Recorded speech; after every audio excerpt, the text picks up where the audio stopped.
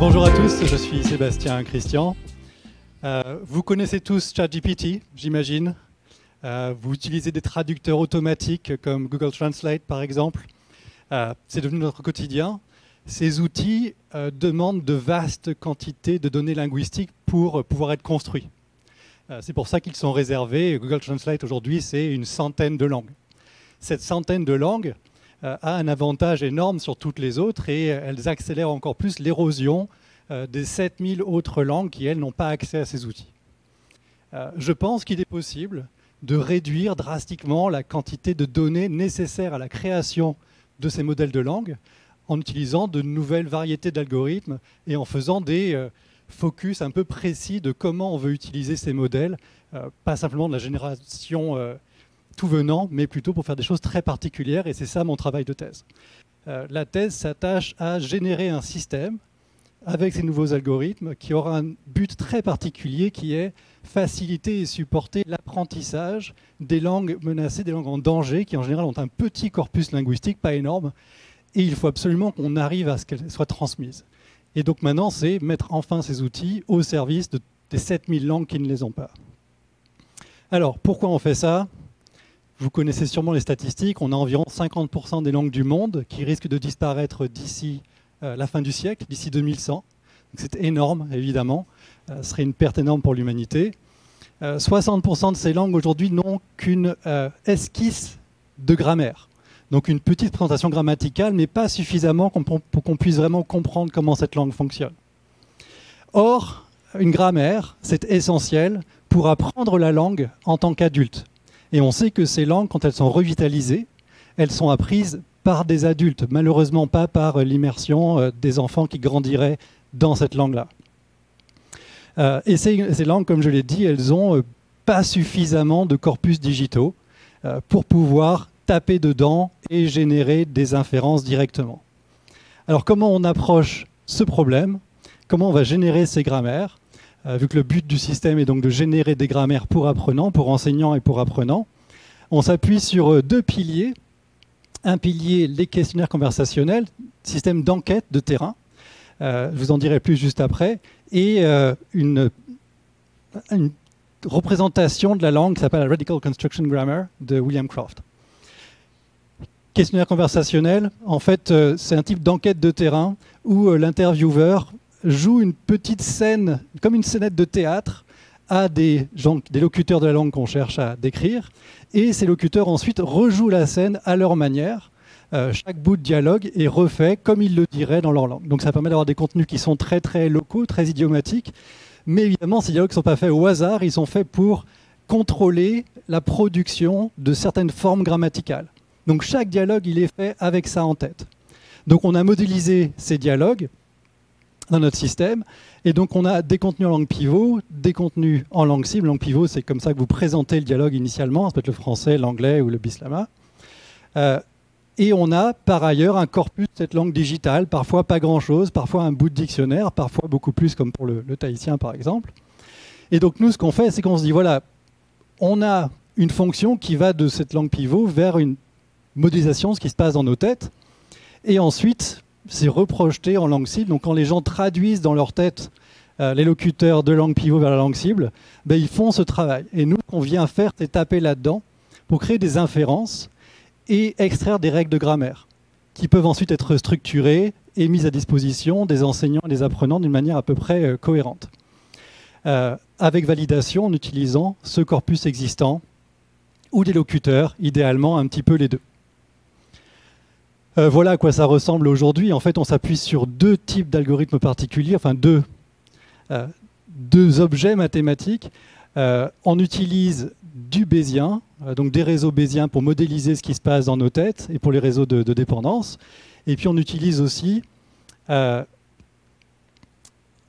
utilise essentiellement les réseaux bayésiens pour modéliser ça, et puis ensuite des types d'optimisation, de création d'inférences, d'objets qui permettent de faire donc ce machine learning, qui sont plutôt côté algorithme évolutionnel et génétique. Et j'aurai plaisir à vous en dire plus devant le poster, bien sûr.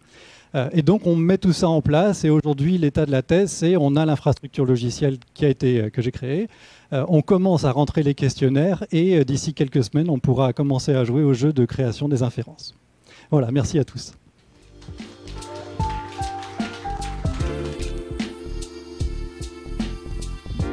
Kaoha, Kaohanui. Alors, c'est comme ça qu'on dit bonjour en marquisien. Marquisien, la langue parlée donc dans l'archipel des Marquises. Au nord des Marquises, on dit Eo Enata. Et pour dire archipel des Marquises, au nord, on dit Henua Enana. Et au sud, on dit Eo Enata pour désigner la langue. Et l'archipel est dit Fenua Enata. Donc vous entendez qu'il y a quelques différences entre le nord des Marquises et le sud des Marquises. Donc la langue marquisienne fait partie d'un plus large groupe des langues polynésiennes qui compte à peu près 40 langues. Alors, la thèse que je me propose de faire actuellement est ancrée dans la documentation et l'étude linguistique des langues polynésiennes, et en particulier des langues autochtones de la Polynésie française, qui en compte à peu près 7 ou 8. Mary Walworth les situe de 5 à 8 langues, pour la simple raison qu'il n'y a pas suffisamment d'études linguistiques qui sont menées sur les langues de Polynésie française. Donc, l'urgence à documenter ces langues a un double enjeu, patrimonial et scientifique. En 1972, alors je tenais à le citer quand même, Lavandès écrivait déjà l'extrême mobilité de la population, en parlant des Tuamotu, mais pas que, l'importance des courants migratoires en direction de Papeete, la dépopulation de l'archipel qui en découle, font que la régression des dialectes ne peut que s'accentuer dans l'avenir. C'était il y a 52 ans, donc il s'agit aujourd'hui de se demander où ça en est. Et rajouter à cela, en fait, la double pression du français, donc sur l'ensemble de ces langues, et dans les autres langues parlées en Polynésie française, donc pour le marquisien, mais également pour l'ensemble dialectal Paumotu et les autres langues de la Polynésie française, ils subissent également la pression du tahitien. Donc c'est avec ces éléments-là qu'au fait, donc ma thèse se porte sur l'état de la langue marquisienne, état contemporain de la langue marquisienne avec ses variétés dialectales. Alors ça, c'est une notion importante, les variantes dialectales. Dans l'archipel, il y a 6 îles, avec 6 parlers différents. Une langue, mais 6 parlers différents. Et si étonnant que ça soit, aucune étude n'a été encore faite sur la langue marquisienne dans ses différentes variétés dialectales, je précise. L'objectif sera donc de mener une étude linguistique d'envergure sur l'ensemble de ces 6 îles pour proposer une grammaire de la structure, une étude de la structure grammaticale de la langue marquisienne, mais également lexicale. Et vous avez vu qu'il y a et corrélats sociaux, donc il s'agira de faire une étude sur les représentations des marquisiens sur leur propre variété dialectale. Alors comment? Il nous faut un large corpus. Ce large corpus de données sera mené par des enquêtes de terrain. Alors, je vous ai mis des photos de la première enquête qui a eu lieu au Marquises Nord. Donc, les personnes sont enregistrées dans différentes situations et en groupe, lors de réunions de groupe, mais également dans les foyers. Et on utilise également, l'autre méthode, c'est d'utiliser les questionnaires conversationnels dont Sébastien parlait tantôt. Et puis, il s'agira justement pour dégager les différentes représentations des marquisiens sur leur propre variété dialectale et ce qu'ils pensent de variété des autres, de mener des entretiens semi-directifs. OK. Donc, l'enjeu et les résultats, donc tout ce corpus sera déversé sur les bases de données de l'université. Anareo et Anavivo, ils seront accessibles à tout public, aux chercheurs. Ça permettra de revitaliser, de valoriser le patrimoine linguistique et culturel des Marquises, entre autres.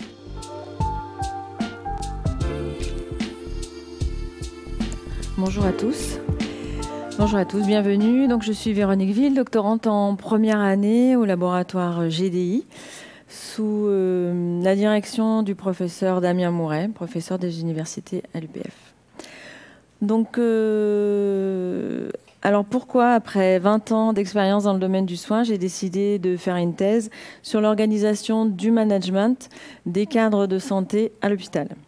Donc mon objectif, il est de découvrir si la montée en compétences des managers des équipes de soins a un impact direct sur la manière dont ils accompagnent leurs équipes au quotidien. Donc dans les minutes qui vont venir, je vais vous présenter mes deux populations d'études, je vais vous présenter des chiffres et je vais vous présenter l'intérêt de ma thèse pour la Polynésie française. Donc pour que le contexte soit un petit peu plus clair, donc mon étude se passe dans le système public, c'est-à-dire la fonction publique territoriale. Donc je vous présente les cadres de santé diplômés d'État. Donc ce sont des soignants qui ont le diplôme requis, le seul obligatoire pour pouvoir travailler comme cadre de santé dans la Polynésie française. Ce sont donc des anciens soignants. Et nous avons les faisant fonction cadres de santé non diplômés d'État, qui, comme le dit le titre, n'ont pas le diplôme d'État requis obligatoire pour travailler dans la fonction publique. Voilà. Donc je les présente un peu plus. Donc les cadres de santé dans l'hôpital public ont obligatoirement un diplôme d'État. C'est le seul diplôme d'État qui est reconnu pour travailler dans la fonction publique. Pour obtenir ce diplôme, il faut qu'ils aient d'abord 4 ans d'expérience comme soignants, infirmiers, kinés, etc. Il faut qu'ils passent un concours et qu'ils le réussissent. Et puis il faut qu'ils quittent le Fénois pendant 10 mois pour faire leur école en France. Cette formation n'est pas demandée pour travailler dans le privé. Et puis vous avez les faisant fonction de cadres de santé à l'hôpital, donc qui n'ont pas de reconnaissance officielle dans les textes, il n'y a rien d'écrit pour eux. Alors ils sont faisant fonction, donc souvent on fait appel à eux quand on n'a pas de personnes dans la population des cadres de santé diplômés d'État. Ce qui veut dire que pas forcément d'expérience, ou de l'expérience, ou un diplôme de manager, ou pas de diplôme de manager. Donc après, je vous laisse faire les combos de toutes les personnes qui peuvent prendre ces postes. Et comme ils n'ont pas de diplôme, ils restent dans leur grille salariale d'origine, souvent catégorie B. Par contre, ils touchent une indemnité de prime d'encadrement, mais qui est inférieure à celle des cadres de santé diplômés. Deux chiffres. Au sein du CHPF, pour 2023, 22% des encadrants n'ont pas le diplôme des cadres. Donc 22% des encadrants, un quart presque, sont des faisants fonction. Quand en parallèle, 20% des cadres de santé qui ont le diplôme d'État, donc qui sont diplômés, qui ont fait l'école, qui ont fait le concours, ont quitté le domaine des soins. Ils sont toujours à l'hôpital, mais ils ont quitté le domaine des soins. C'est-à-dire qu'ils n'encadrent plus une équipe de soins. Ils sont chargés de projets, ils sont chargés de mettre en place le bed manager, voilà. Alors c'est une hausse qui a eu lieu ces 2 dernières années. C'est une hausse, ces chiffres-là n'apparaissent pas avant. Donc la pertinence de mon travail pour la Polynésie française. D'abord, les textes de la fonction publique datent de 1995, c'est-à-dire 30 ans. Le monde du travail a évolué, le monde du soin a évolué, le monde a évolué, mais les textes qui régissent les gens, qui encadrent tous ces travailleurs, eux, n'ont pas évolué. Deuxièmement, créer et mutualiser des équipes d'enseignement. Je vous ai dit, on fait partir des gens qui ont 4 ans d'expérience, donc on fait partir des gens experts du pays pour aller se former.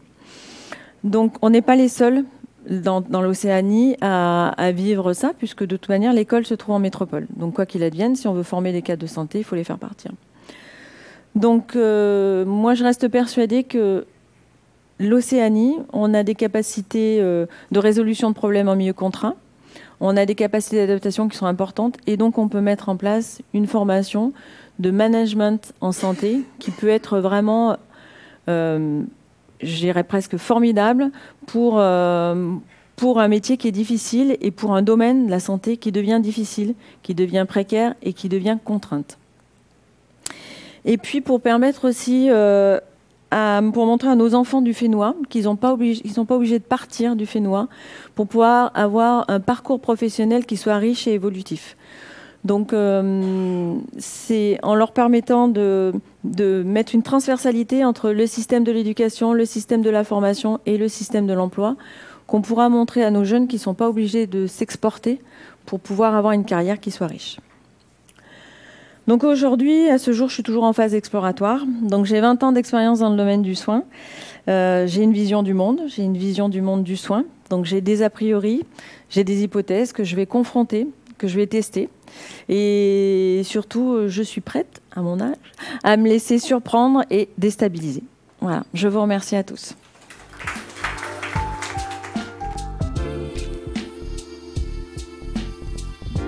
Donc, parler de danse traditionnelle tahitienne, c'est bien entendu faire référence au Ori-Tahiti.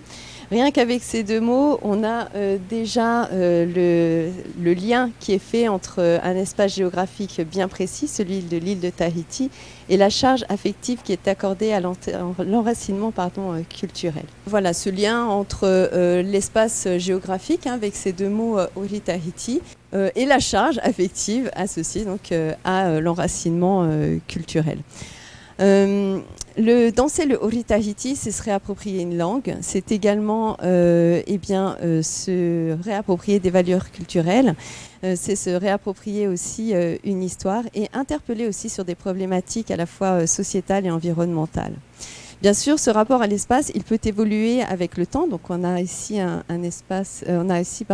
l'ensemble des scènes que j'ai commencé à répertorier avec des dates très précises puisqu'elles concernent uniquement le Ori-Tahiti.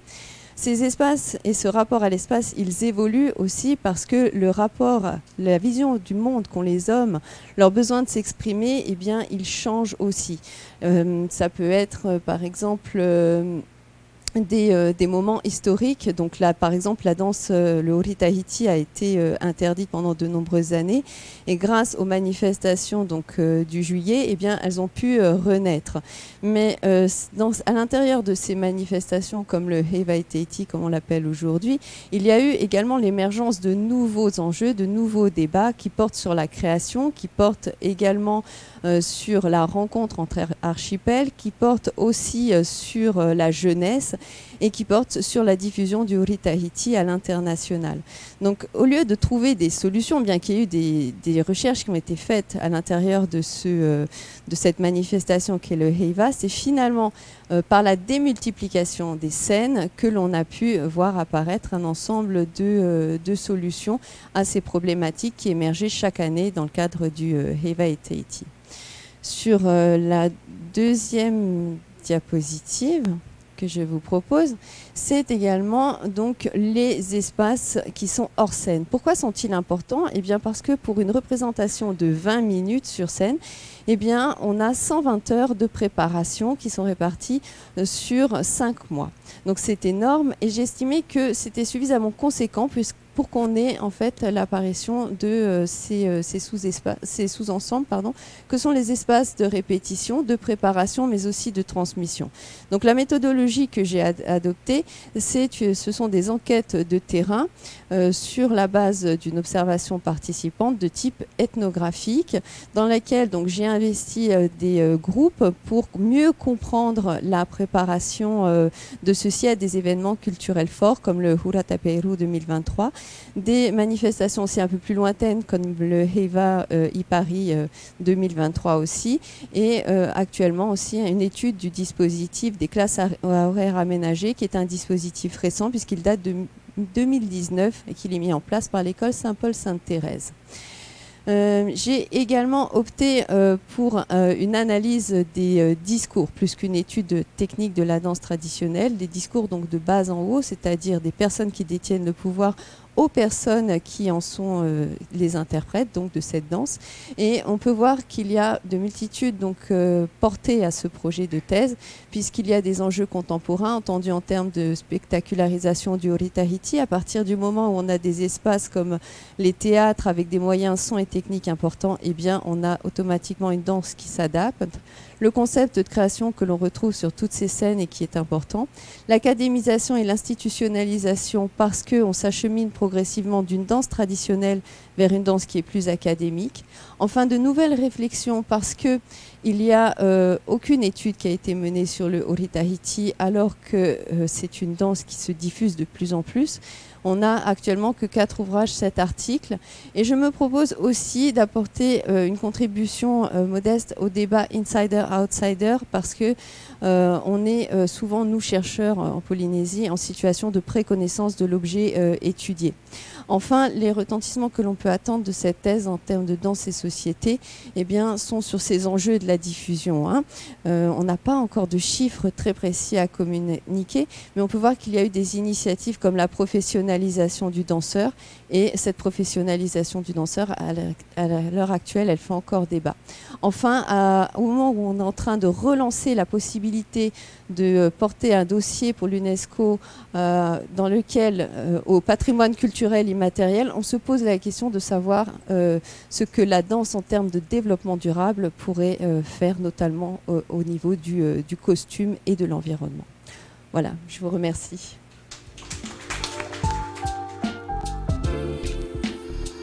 Bonjour à tous, je m'appelle Sophie Grand, épouse Régnard. Je suis enseignante dans le premier degré et actuellement en première année de thèse. L'objectif général de mon étude est de comprendre les raisons pour lesquelles les élèves du réseau d'éducation prioritaire, que nous appellerons REP, rencontrent des difficultés dans la compréhension de textes écrits. Le contexte de la Polynésie française se décline en 3 dimensions susceptibles d'influencer la compréhension de textes chez les élèves. La première dimension est linguistique. Le contexte plurilingue de la Polynésie peut impacter la compréhension qu'ont les élèves des textes écrits. Ceux-ci pratiquent la langue locale, basée sur des codes mixtes que Ziegler nomme l'interlangue. Selon les experts, et nous pouvons citer Bentolila ou Bianco, la qualité de la maîtrise de la langue est prédictrice de la qualité de la compréhension en lecture. La deuxième dimension est sociale et culturelle. En effet, le vécu et la connaissance générale d'un enfant qui vit en Polynésie française est très différente de celle d'un enfant qui vit en France métropolitaine. Il est à rappeler que l'ensemble des textes étudiés dans l'enseignement sont des textes écrits pour des enfants vivant en France. La troisième dimension qui nous intéresse, c'est le contexte géographique qui est lui aussi particulier. Plus précisément, l'éloignement géographique reste problématique car le vécu d'un enfant des Tuamotu diffère de celui d'un enfant de Tahiti, qui lui-même n'est pas comparable à celui d'un enfant vivant en contexte franco-européen. Il est à noter que l'ensemble des Tuamotu fait partie du dispositif REP. Les participants de notre étude sont des élèves de cycle 3, CM1, CM2 et 6e, issus du dispositif REP. Sur la Polynésie, ce dispositif se déploie sur 3 bassins. Nous avons sur Tahiti, Fa'a'a et Papara et l'ensemble des îles des Tuamotu. Pour ces bassins, les résultats aux évaluations nationales sont très en dessous de la norme nationale. Ces bassins sont également en contexte socio-éducatif très défavorisé selon les calculs de l'indice de positionnement social, l'IPS, qui résume les conditions sociales, économiques et culturelles dans lesquelles ces élèves vivent au quotidien. Notre étude prend en compte ces différents facteurs. Comme nous l'avons mentionné, notre objectif est d'identifier les stratégies et processus employés par les élèves pendant qu'ils lisent. Pour y parvenir, nous avons besoin d'avoir accès à la pensée des élèves en situation de lecture. Ces pensées nous donneront des indices sur ce qui les engage dans la compréhension de textes écrits. C'est pourquoi nous privilégions la méthode du protocole verbal, qui est une méthode d'introspection. permettant de révéler les processus mentaux qui ne sont pas observables.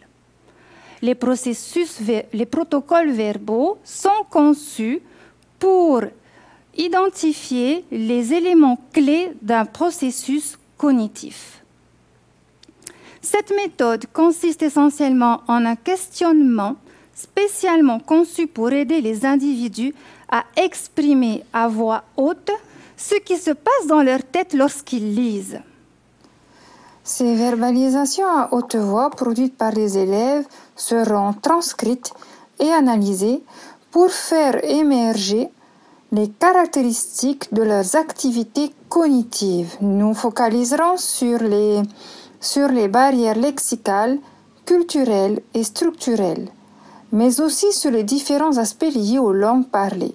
Et nous focaliserons également sur les facteurs facilitant la compréhension de textes écrits. Pour conclure, la contribution de cette étude est d'identifier les facteurs bloquants et facilitant la compréhension de textes écrits chez les élèves de Polynésie. Identifier ces facteurs nous permettra de mettre en place des méthodes d'enseignement plus adaptées qui, à leur tour, pourront aider à résoudre des problèmes spécifiques de ces apprenants. Je vous remercie de votre attention.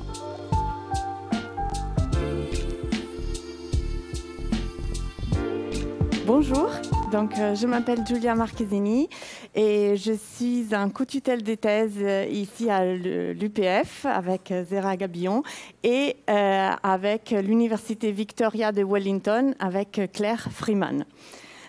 Ma thèse porte sur le sujet des aires marines éducatives.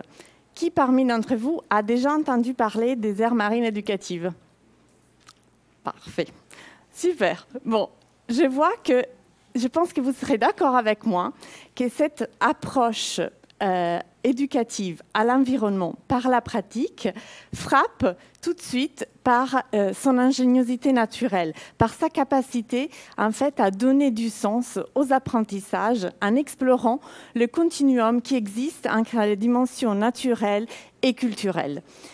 Avec un tout petit peu plus d'approfondissement, on se rend compte que cette approche née aux Marquises en 2012 est en fait un exemple rêvé, c'est-à-dire qu'elle présente l'ensemble des caractéristiques de ce qu'une éducation au développement durable parfaite devrait avoir, et ce, d'après l'UNESCO. Je rappelle que l'éducation au développement durable fait partie des objectifs du développement durable en dessous de l'objectif numéro 4, une éducation de qualité.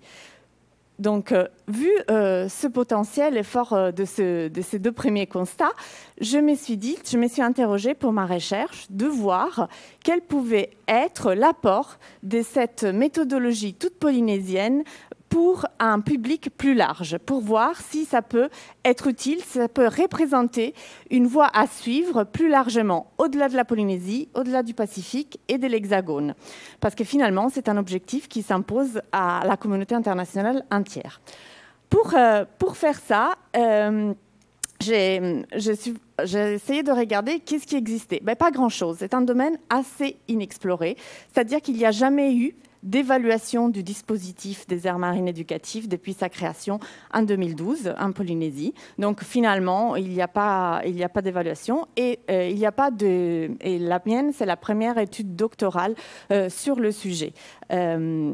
Donc, à partir de là, je me suis dit que vraiment, ça valait le coup d'investir le sujet parce que je rappelle qu'au niveau mondial, 47% de la documentation scolaire ne présente pas ou très peu les sujets environnementaux. Donc, pour atteindre cet objectif d'éducation et développement durable, on est encore assez loin du compte.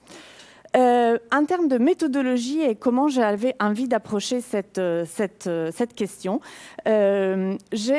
ici, finalement, on parle de quoi? On parle d'enfants.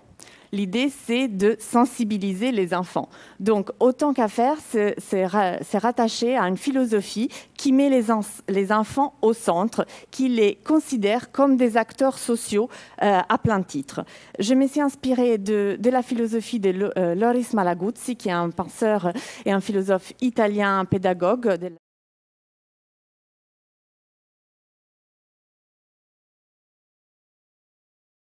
de s'exprimer différentes, plus d'une centaine de façons de nous parler, à nous de savoir les saisir et de pouvoir les utiliser pour comprendre ce qu'ils veulent nous dire. À partir de là, il y a eu des études de chercheurs, et notamment, je me réfère à la méthodologie de Clark, qui, dans les années 2000, forte de cette inspiration philosophique de Loris Maraguzzi, a mis en place une approche dite mosaïque, où l'idée est de donner la voix et d'écouter les jeunes enfants d'une façon qui nous rendait la tâche plus simple pour comprendre ce qu'ils veulent nous dire vraiment.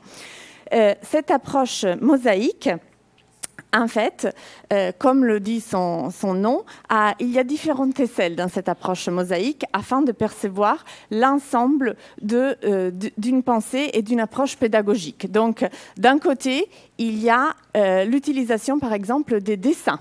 À travers des dessins que les enfants réalisent. Ça, ce sont des dessins que j'ai fait réaliser par les enfants en 2 classes, une à Tahiti et une à Nuku'iva, aux Marquises. Et je leur ai demandé de dessiner ce que était leur expérience de l'ère marine éducative. Voilà ce qu'il en sort. Après, à partir de ça, je les interroge, je parle avec eux pour savoir vraiment qu'est-ce qu'il y a derrière, qu'est-ce qu'ils ont appris, c'est que cette sortie leur a inspiré et pourquoi ils ont aimé ou pas aimé. Alors, je vous rassure, tout le monde a adoré. Après, il y a des différences entre les enfants de Tahiti et les enfants des Marquises, par exemple. Mais ça, c'est simplement une des petites aisselles de cette approche mosaïque qui inclut des observations participatives, d'autres activités avec les enfants, la prise des photos par exemple, des entretiens avec les décideurs, avec l'équipe enseignante et avec les experts qui font finalement fonctionner aussi ces systèmes d'aire marine éducative où il y a des scientifiques qui apportent des contenus scientifiques pour que les enfants puissent s'en familiariser. À partir de ce travail-là, j'ai commencé à réfléchir et j'ai été notamment aux Marquises parce que finalement, si je veux trouver les ingrédients éventuellement qui peuvent expliquer pourquoi cette approche si innovante peut être éventuellement transposée dans une géographie plus large, il faut en comprendre intimement sa portée. Et pour faire ça, j'étais aux Marquises, là où tout est né. Et en fait, on se rend compte rapidement que la proximité, la valeur culturelle et l'attachement à la culture et à la nature, pour eux, c'est indissociable par rapport à l'éducation des enfants et qui s'y va avec.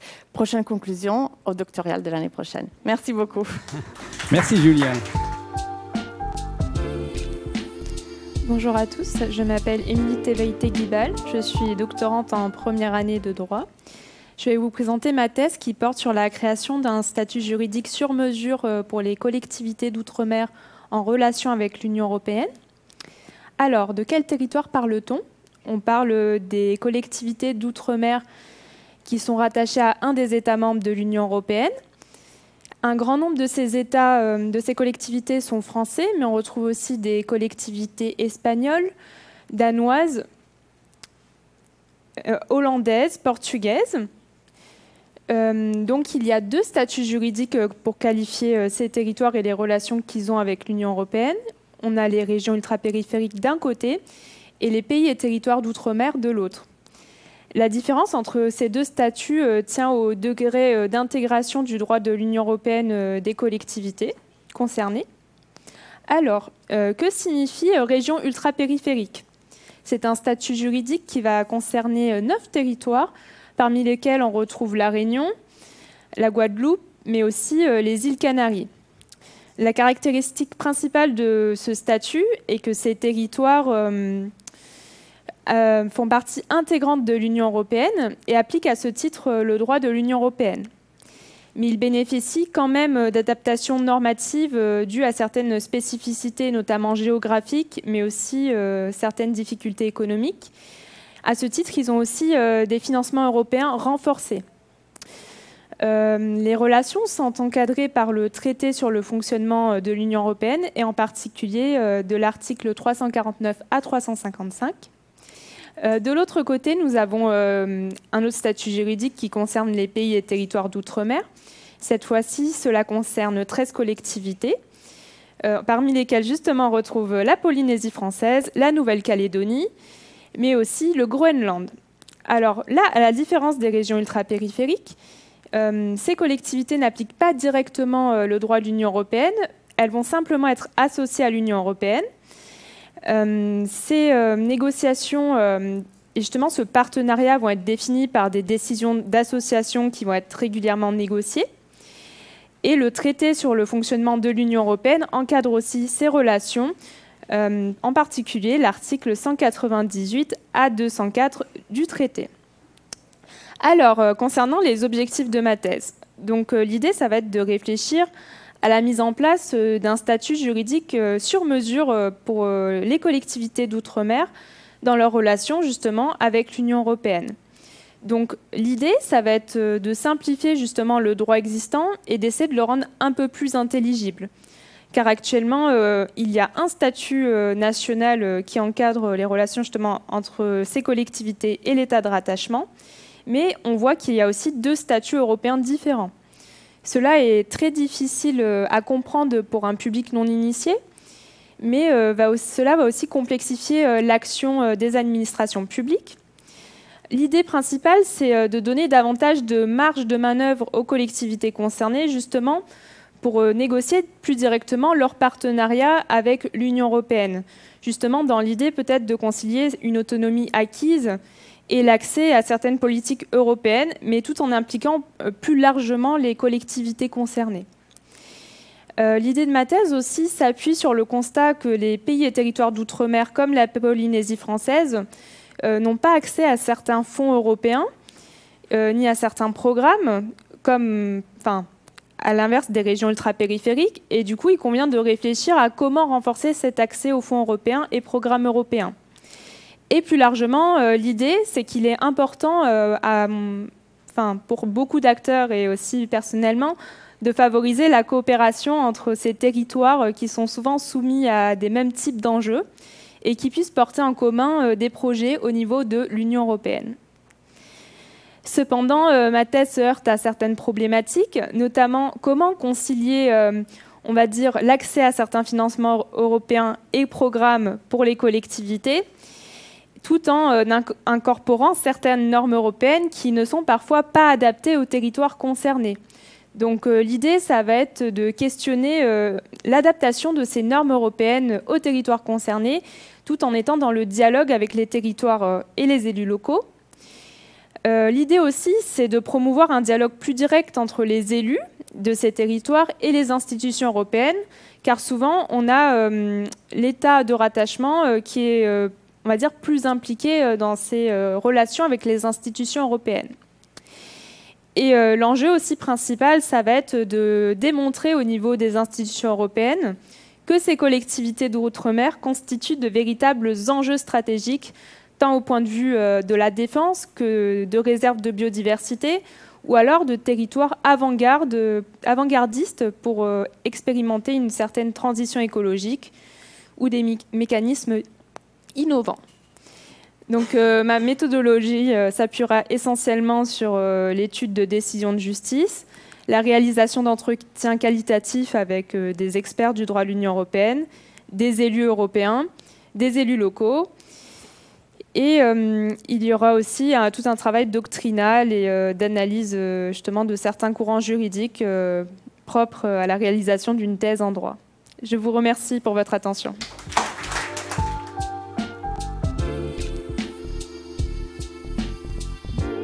Yorana à tous, je m'appelle Takuru Aparon et l'objet d'étude de ma thèse est la langue contemporaine de Rapa. C'est une langue qui est parlée dans l'île de Rapa, tout au sud aux Australes. Alors, pour rappel, en Polynésie française, on dénombre environ 7 langues polynésiennes, parmi lesquelles figure le Rapa, qui, par ailleurs, est considéré comme distinct de l'ensemble linguistique des Australes. On rappelle aussi que selon l'UNESCO, cette langue est sérieusement en danger. D'ailleurs, elle a été étudiée une seule fois linguistiquement. Mais alors, qu'est-ce que je fais moi avec cette langue? En fait, l'objectif de ma thèse est d'abord de rédiger une description grammaticale. Et la grammaire, c'est quoi? C'est un peu barbare. On peut résumer en disant que la grammaire organise le flux de paroles, donc les sons qui sortent de notre bouche, en quelque chose qui est compréhensible et qui a du sens. Elle permet aussi en quelque sorte d'encoder toutes nos représentations mentales sous la forme de séquences de sons organisées, donc de mots, donc de phrases, et aussi réciproquement de décoder tout ce qu'on entend sous forme de représentation mentale. Et c'est précisément ces codes grammaticaux qui m'intéressent, ces constructions grammaticales qui font que la langue rapa a du sens lorsqu'elle est parlée. Or, pour étudier une langue, il faut quoi? Je me trompe de bouton. Il faut quoi? Il faut un corpus. Donc, qu'est-ce que je fais? Je vais sur le terrain pour recueillir du corpus avec des gens qui parlent en langue rapa, ce qui constituera mon corpus de base pour l'analyse des structures grammaticales. Et cette dernière, donc cette analyse des structures grammaticales, va me permettre de produire finalement mon travail de thèse, qui sera la fameuse description grammaticale. Mais alors, est-ce que ces corpus vont me servir seulement à produire ma description grammaticale? Auparavant, ces corpus servaient juste à aider ces productions académiques et tombaient souvent ensuite dans l'oubli. Désormais, heureusement, on reconnaît aux données de première main une valeur intrinsèque parce qu'elles peuvent servir ensuite plusieurs objectifs. Et des objectifs à servir, il y en a plein. Par exemple, pour la communauté, à Rapa, j'ai travaillé avec l'école qui avait un projet qui s'étale sur plusieurs années, un projet culturel et linguistique. Donc j'ai mené mes entretiens en ce sens-là. Par ailleurs, pour la recherche, et là c'est dans le cadre d'une recherche-action, en collaboration avec le Centre des ressources pour les Rahui, on aide à la mise en place de Rahui en Polynésie française dans les communes qui veulent bien en accueillir un. Et ça, c'est pertinent de documenter le Rahui de Rapa parce que c'est l'un des plus efficaces de Polynésie française. Voilà. Et alors, il s'agit donc là de restituer, d'un gros travail de restitution des données de première main que je vais collecter. Et ce travail de restitution est possible, notamment, il est facilité par une base de données qu'on appelle Anareo, avec son site de consultation Anavevo. Alors, à terme, on pourra imaginer taper un mot en rapa pour avoir sa définition, mais aussi avoir accès au mot dans un contexte sonore et à sa transcription. On pourra aussi imaginer avoir le même mot dans différentes langues polynésiennes grâce à une carte. Et ce travail de comparaison est possible grâce à au dernier aspect de mon travail de recherche, qui est celui de renseigner le maximum de vocabulaire en langue rapa dans cette base de données. Oui, donc pour conclure, ma thèse va non seulement servir à rédiger une description grammaticale du rapa, à recueillir un maximum de vocabulaire, à renseigner les pratiques langagières, évidemment, de cette langue, et à documenter le Rahui de Rapa pour aider à la mise en place d'autres Rahui ailleurs. Or, mon travail de thèse va permettre d'alimenter la diversification des langues polynésiennes, parce que c'est encore incertain, et de manière plus globale, va permettre d'alimenter la réflexion sur le langage humain et sur sa modélisation, parce qu'elle se base en fait sur sur l'étude de langues particulières, les plus diverses possibles, et donc même de langues qui sont au fin fond des Australes, comme le rapa. Merci.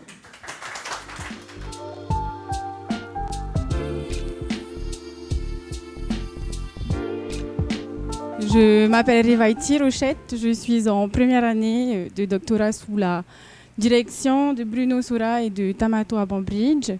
Et moi, mon sujet de thèse porte sur une étude toponymique, c'est-à-dire une étude des noms de lieux de la commune de Tevayuta, qui englobe les districts associés de Mataya et de Papeari.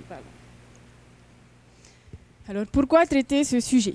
Dans la période précoloniale de Tahiti, l'autorité sur les terres était détenue par les grandes familles de chefs sous la supervision de chefs de groupes traditionnels.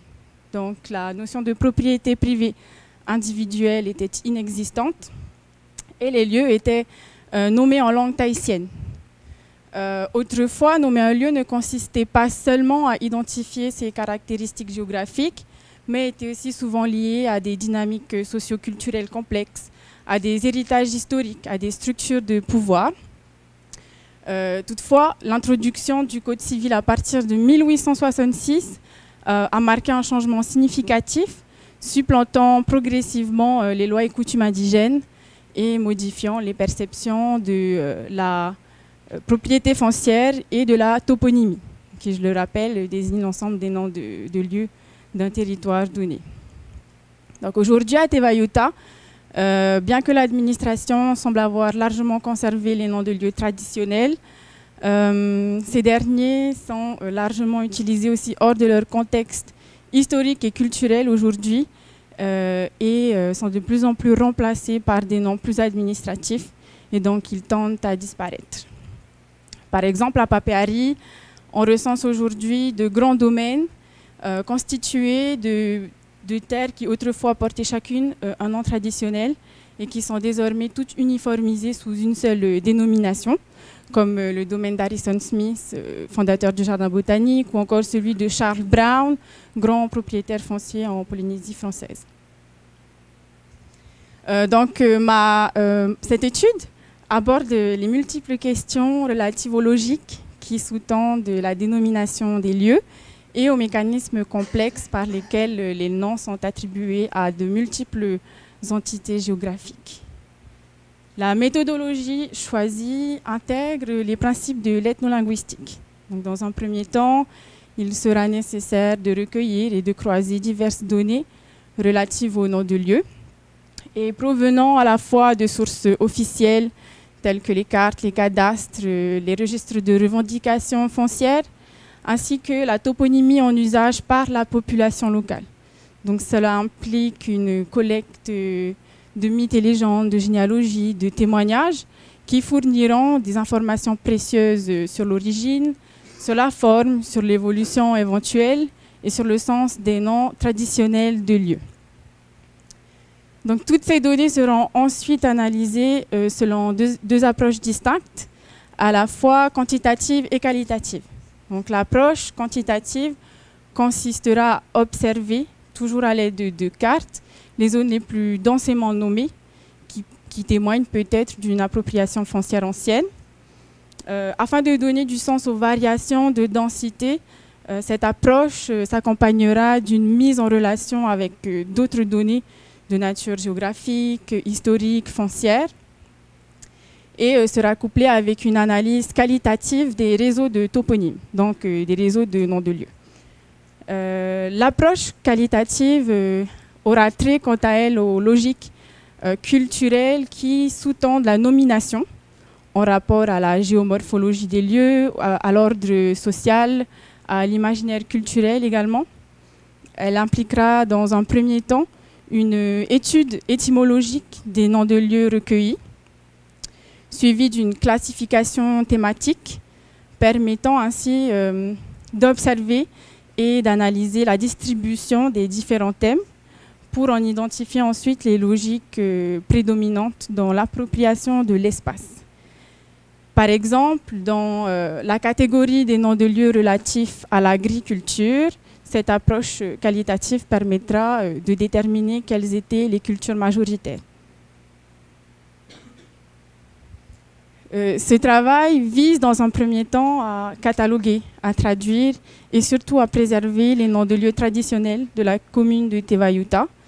Elle vise également, à travers l'observation de la distribution des noms de lieux, à approfondir notre compréhension du territoire et de son histoire. Et plus important encore, elle aspire humblement à encourager et à promouvoir la réappropriation, aussi bien que la transmission des connaissances géographiques, historiques écologique traditionnelle et aussi de l'identité associée à ce territoire et de la langue utilisée pour le nommer. Donc voilà, merci pour votre attention.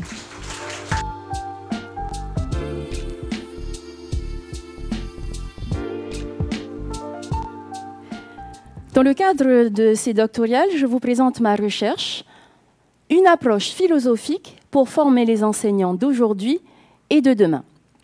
Depuis une quarantaine d'années est apparu dans le monde un mouvement en faveur de l'enseignement de la philosophie à l'école primaire et même dès l'école maternelle. En effet, très tôt, les enfants se posent énormément de questions. Pourquoi on existe? D'où venons-nous? Une fois qu'on est mort, où va-t-on? Qu'est-ce que le bonheur? Les parents, les éducateurs le savent, les questions se posent très tôt et certaines sont parfois déroutantes. Ce sont des questions existentielles, intemporelles. Depuis tout temps, tout le monde peut se les poser et la science n'a pas forcément de réponse.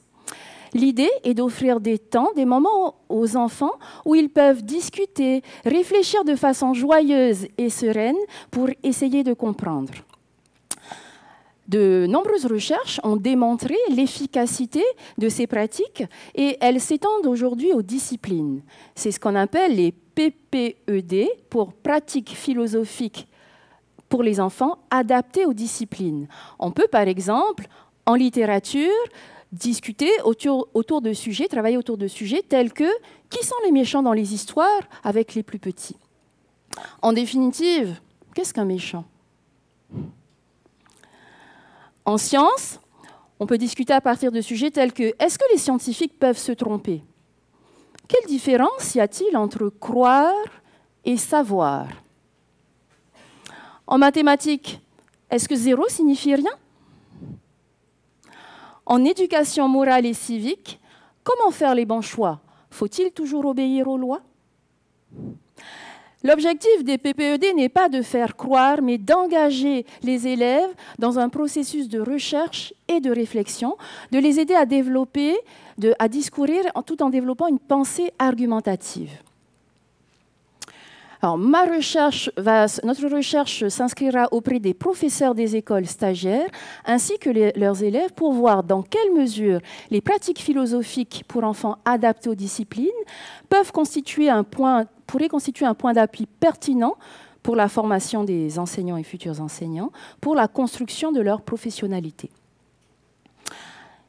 Voici un exemple de séance en PPEL, philosophie donc et littérature, qui avait pour sujet « Qu'est-ce qu'un héros ?» Donc les enfants ont cité des exemples de héros dans les films, bien sûr les super-héros qu'ils connaissent, dans les histoires, dans les légendes. À un moment, un élève intervient. « Un héros dans la vraie vie, mon papa !» L'enseignante, « Rautei, il dit que c'est son papa. Pourquoi tu dis que c'est ton papa ?» L'élève, « Il travaille pour avoir de l'argent. » Un camarade, « Hein, juste pour ça ?» L'enseignante, « Mais qu'est-ce qu'il fait quand il travaille pour avoir de l'argent ?» Rautei, avec l'argent, il nous nourrit, il achète des choses pour nous. Donc, durant la séance, on remarque que les élèves prennent part à la discussion, font des références et travaillent des habiletés intellectuelles supérieures de pensée telles que problématiser, argumenter, conceptualiser. L'enseignante, quant à elle, aide les élèves à faire progresser leur raisonnement tout en conduisant les échanges et en maintenant une atmosphère de confiance. En entretien, nous remarquons que la mise en œuvre de cette séance ainsi que l'autoconfrontation fait émerger un questionnement professionnel qui est essentiel en début de carrière pour progresser. De même, on constate une meilleure compréhension des enjeux éducatifs. Comme l'a expliqué Edwige Chirouter, qui est chercheur en sciences de l'éducation et en didactique du philosophie, ce n'est pas parce que c'est facile qu'on fait de la philosophie avec les enfants, c'est parce que c'est difficile qu'il faut commencer tôt. Les enseignants forment les hommes de lettres, les politiciens, les scientifiques, les mathématiciens de demain. Rousseau, Pierre et Marie Curie, Archimède, Nelson Mandela, vous ici qui êtes présents dans cette salle, vous avez été des enfants avant d'être les adultes que nous connaissons aujourd'hui. Il est donc primordial de former des enseignants dotés d'un haut niveau de compétences. C'est ce que je vous propose dans le cadre de cette recherche. Merci pour votre attention.